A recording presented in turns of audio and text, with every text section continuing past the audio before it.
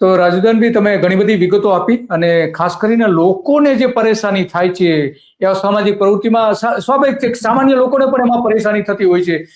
માનો કે કોઈ હોટેલ છે, ત્યાં ભાવ વધારે લેવામાં આવતો હોય અથવા તો ઓછા વજનની ખાવા પીવાની વસ્તુ આપવામાં આવતી હોય, તો આવા ઘણા બધા પ્રશ્નો પણ હોય છે. તો ત્યાં જે બીજો એક પ્રશ્ન એ છે કે આ જે ખાવા પીવાની વસ્તુઓ છે એમાં કેમ ભાવ કે લૂંટ વધારે ચાલવામાં આવે છતાં પણ કેમ પગલા નથી લેવાતા ફૂડ એન્ડ ડ્રગ ડિપાર્ટમેન્ટ દ્વારા? હું તાજેતરની જ વાત કરું, લીમડી હાઈવે ઉપર એક મંત્રીની હોટલ છે, ત્યાં જે એક પત્રકાર ગયા ને એની યારે લપ થઈ ભાવ વધુ લેવાથી એને સાઈડમાં લઈ જઈને માર્યો.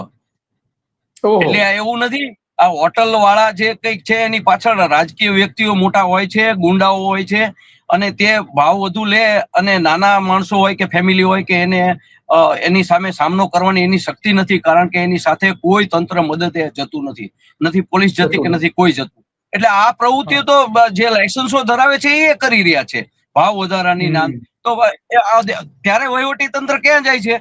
એ ફેમિલીને મદદ કરતું નથી ને. ઓલા લોકો દાદાગીરી કરે, આ લોકો બહારથી અહીંયા પ્રવાસે વચ્ચે ઉભેલા હોય, માની લો કોઈ વડોદરાના હોય ને રાજકોટ થી નીકળ્યા હોય ને વચ્ચે લૂંટાય ભાવ વધારામાં, તો આવી કોઈ નાની ફરિયાદ કરવા ક્યાંય રોકાતું નથી. એને ખબર છે કે આ લોકોનું એવડું મોટું નેટવર્ક હોય છે કે આપણે કઈ પણ કરીશું તો આપણું કઈ ઉપજશે નહીં.